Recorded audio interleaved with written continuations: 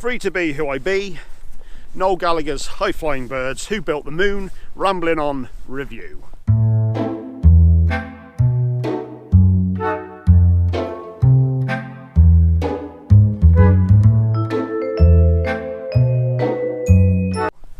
So, the new album from Noel Gallagher came out a few weeks ago. I've been listening to this quite a lot. Very much enjoying the album, so that's pretty much the crux of the review right there. Much more experimental than some of his other stuff. I've always been a huge fan of Oasis, or at least the first 4 or 5 albums. Kind of lost interest a bit later on. We all know the split and what happened there. But I listened to the first High Flying Birds album and I really enjoyed it. Didn't get into the second one so much. But the third album, Who Built the Moon, came out not so long ago. Checked it out and really enjoyed it. A lot more experimental than some of his other stuff. I've seen some interviews that he's done with people, and the producer he worked with, whose name is escaping me right now, maybe I should do a bit more research before doing this stuff, was very instrumental in swaying Noel away from doing anything that sounded like anything he'd done before.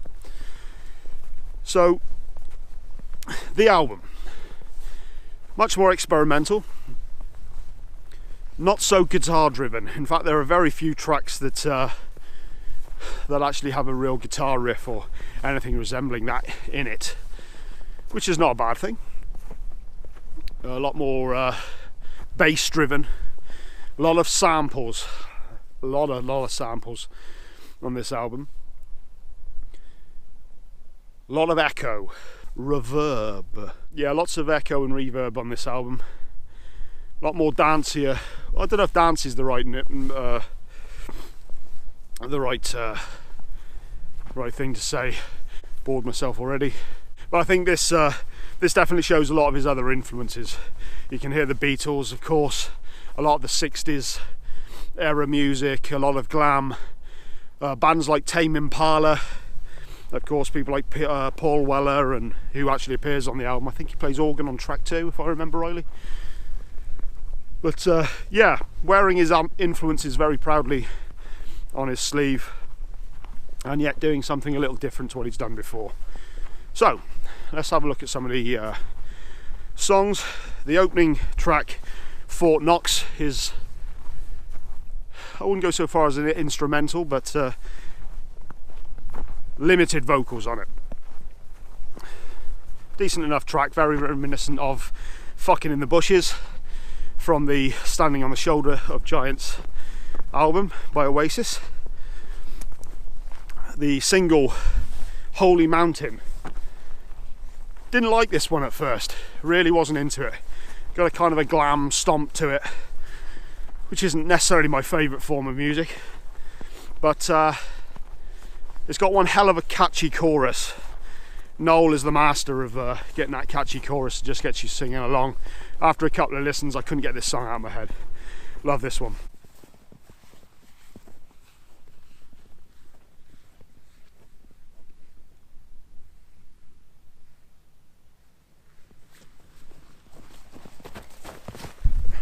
Next track we have Keep On Reaching. I kind of got an element of Fleetwood Mac's Tusk on this album, on this song. I don't know if that's just my weird warped brain that doesn't work properly. Very possible. Go on, like and subscribe. Track 4, It's a Beautiful World. One of the few tracks on the album to have more of a guitar driven influence. It's not a rocker by any stretch of the imagination, but it does have a very strong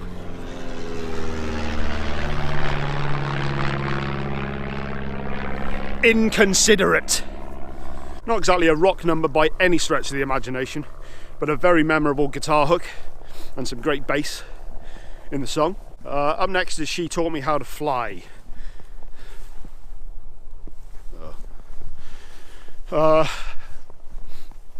Yeah, She Taught Me How to Fly.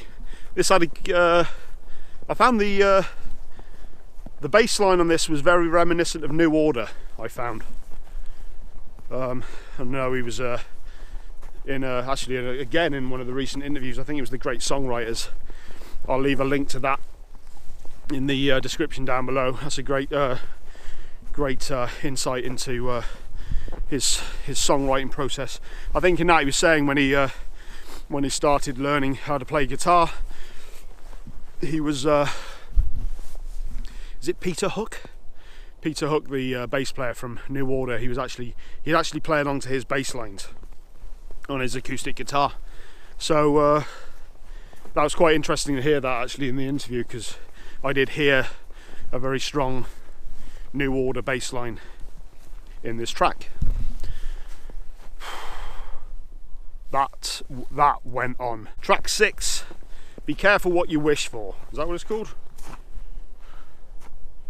Be Careful What You Wish For. I should know that because it's actually probably one of my favourite songs on the album. It's got a real sleazy, grimy swagger to the song, and it's this could be a companion piece to the Beatles' Come Together. It really does have that vibe about it. I don't think it's not a rip-off by any means, but it's definitely comparable. But it really works. I really enjoy this song. As I said, it's just got a real swagger to it, a real sleazy kind of groove that I really enjoy. Out here on a Saturday, most people are having fun with loved ones and friends on a Saturday. I'm in this barren wasteland.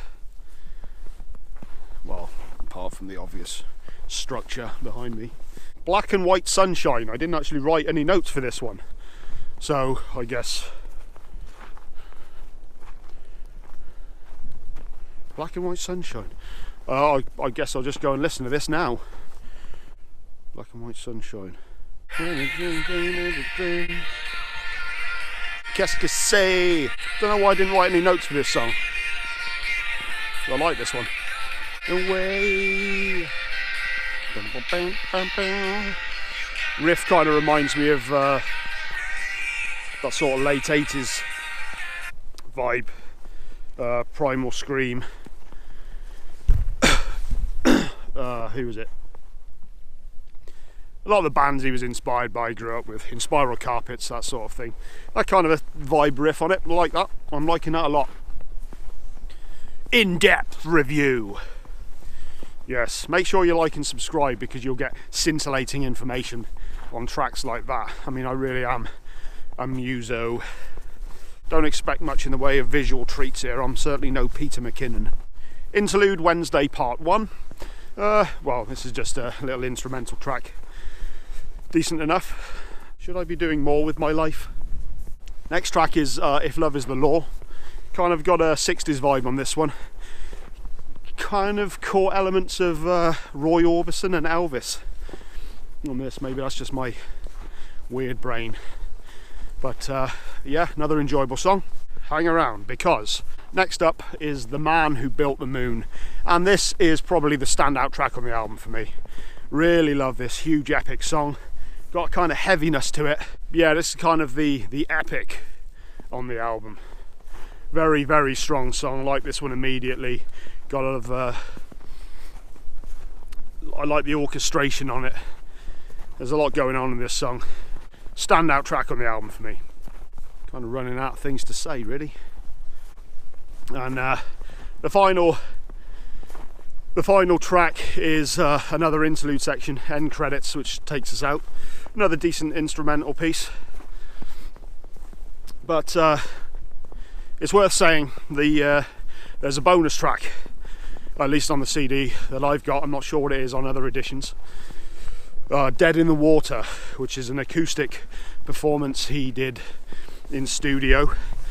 I don't know if it's an outtake from a song that didn't make it to the album or from an older song. I've certainly not heard it before.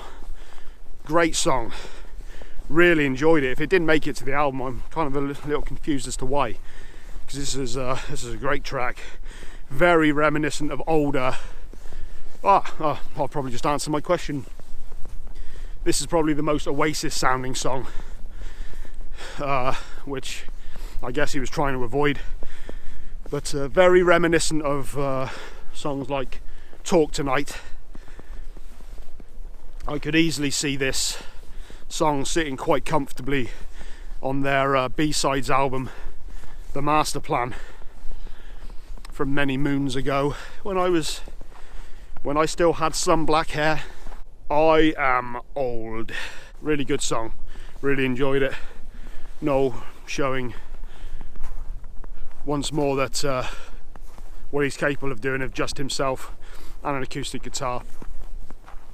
Just great track, great addition to the album, I thought. Overall, I'd probably give this 8.5 out of 10. Not quite a 9. Some great songs on it. Few bits of filler, but overall, really enjoyed this album. Always a pleasure to hear anything new from Noel. I haven't actually heard Liam's album yet. I've heard good things about it. So maybe I should take a listen to that and do a review of that one as well. Let me know, comment and subscribe and all the, you know the thing. If you haven't already, like and subscribe. There'll be a lot of metal album reviews on this channel, but I am interested in a huge range of music, and I will be posting up. I'm going to try and do a review a week for different types of genres. So if you're interested in that, if you're interested in metal, definitely subscribe. I also have a positive mental attitude episode which will be going out every Thursday, I'm thinking now. So if you like what you saw here, go to my channel, check out some of the playlists, and if you like what you see, like and subscribe. Your life will be better for it. So yeah, well, I guess I'll see you later, or I won't. And if you don't, fuck you.